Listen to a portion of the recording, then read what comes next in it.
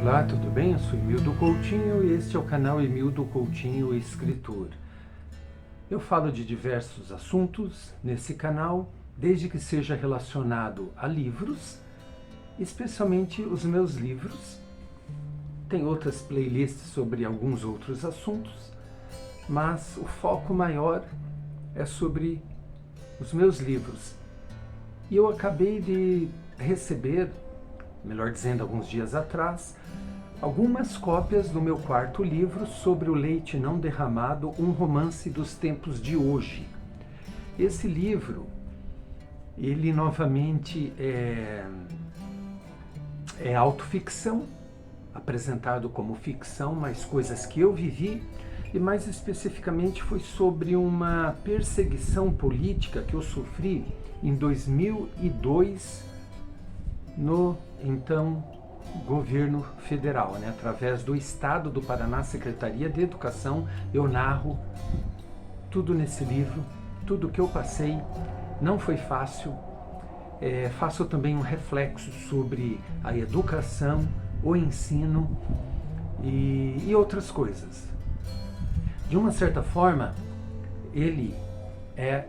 De uma certa forma não, é a continuação de Jamais Serás um Dimas Drauman, um outro romance autoficção. O alter ego, né, José Renato Ribeiro, jornalista aqui desse Jamais Serás um Dimas Drauman, está novamente, né, sobre o leite não derramado, porém, aqui eu narro não mais em primeira pessoa, mas uma terceira pessoa, um amigo do personagem ao qual ele conta a sua história e esse amigo narra a história do José Renato Ribeiro, ou o Zé, como ele chama. E por que eu resolvi falar desse livro pré-lançamento? Eu tenho alguns exemplares para quem estiver interessado.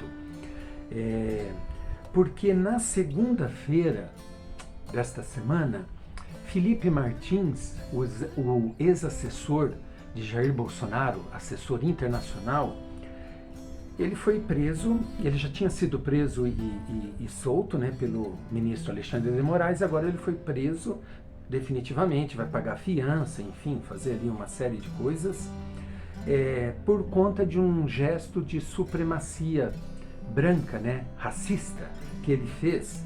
E eu narro isto aqui neste livro porque o Felipe Martins entrou em contato comigo quando,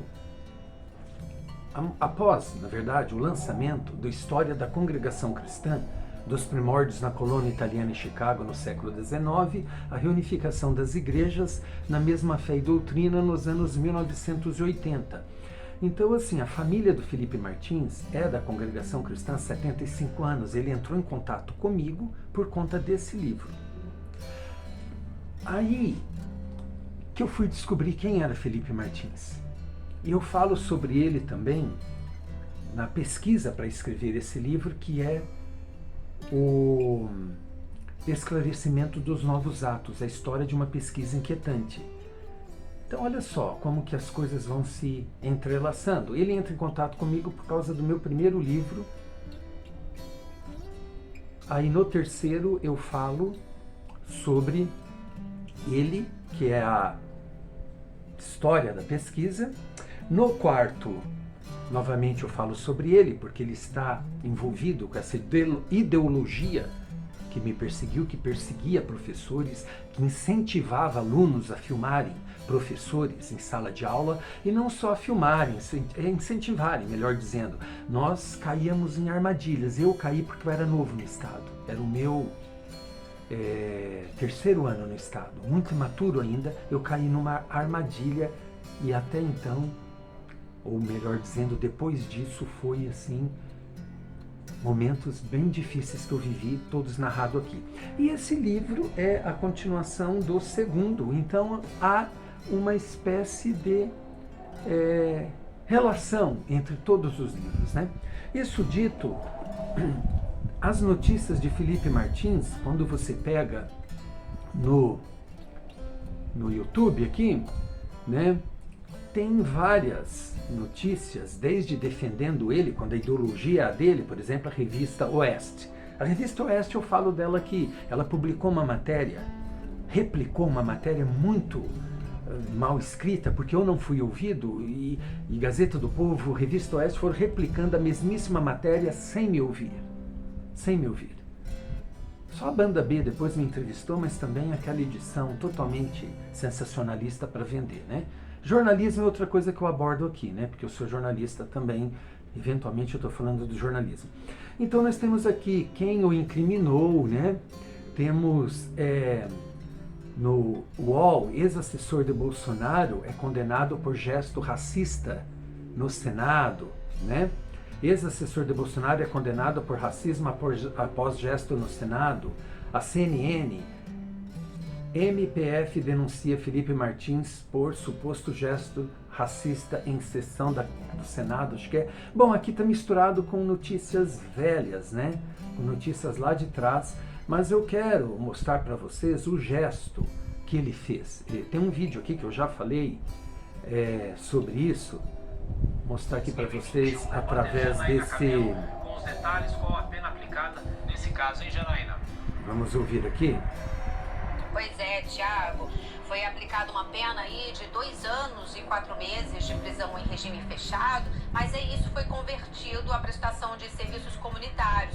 Mas ele também vai ter que pagar R$30 mil em indenização por danos morais, também vai ter que pagar R$1.000 por mês durante 14 meses para uma instituição de caridade, além de outros R$8 mil, um pouco mais de R$8 mil em multas. Então, só para relembrar esse caso, aconteceu em 2021, numa sessão do Senado, quando Felipe Martins, ele estava ali participando de uma sessão que inclusive foi transmitida ali pela TV Senado, numa sessão que estava discutindo a compra de vacinas contra a Covid-19. Ele foi acompanhando o então ministro de Relações Exteriores na época. Viram, né? E ali, nessa sessão... Basicamente é isso, você faz tipo um ok, né? Abre assim os dedos, né? E faz assim. Né?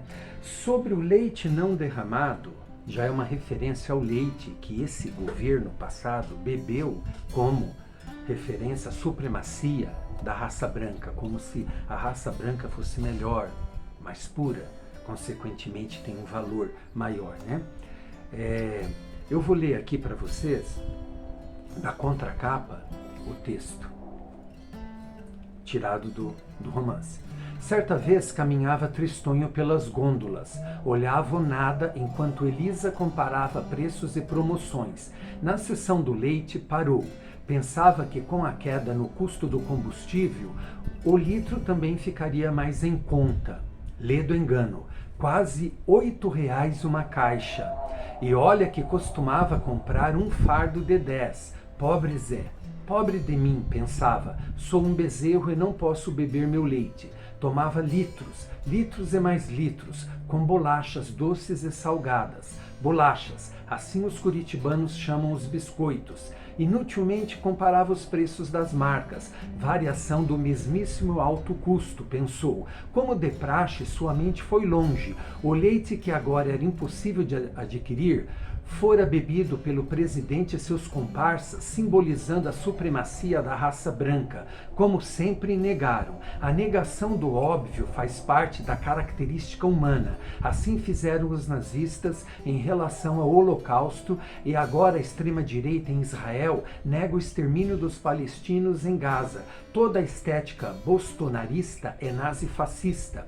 Das motociatas à la Mussolini, passando pelo discurso e cenário de um ministro da cultura imitando Joseph Goebbels, responsável pela propaganda do Terceiro Reich, e nessa novela que é A Vida do Zé, o assessor de assuntos internacionais de Jair Bolsonaro entrar em contato com ele em virtude do primeiro livro que o Zé escreveu. Vilupe Serafins se dizia da mesma igreja do Zé, de família tradicional que pertencia à instituição há mais de 75 anos. Dizia ter acesso, devido ao cargo, a documentos secretos que ninguém obtinha. Quando soube da espionagem feita pelo governo, o Zé perguntou a si mesmo, não teria relação com isso? Sei não. Foi ao velho e eficiente amigo Google e pesquisou sobre serafins.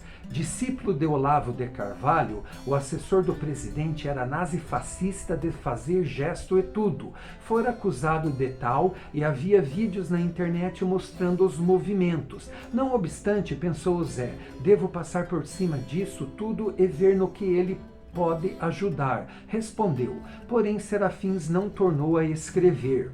Algum tempo depois estourou a investigação da tal minuta golpista que ele, supostamente, seria o autor, seu desaparecimento para não ser preso e, finalmente, a prisão em Ponta Grossa, onde José cursara jornalismo.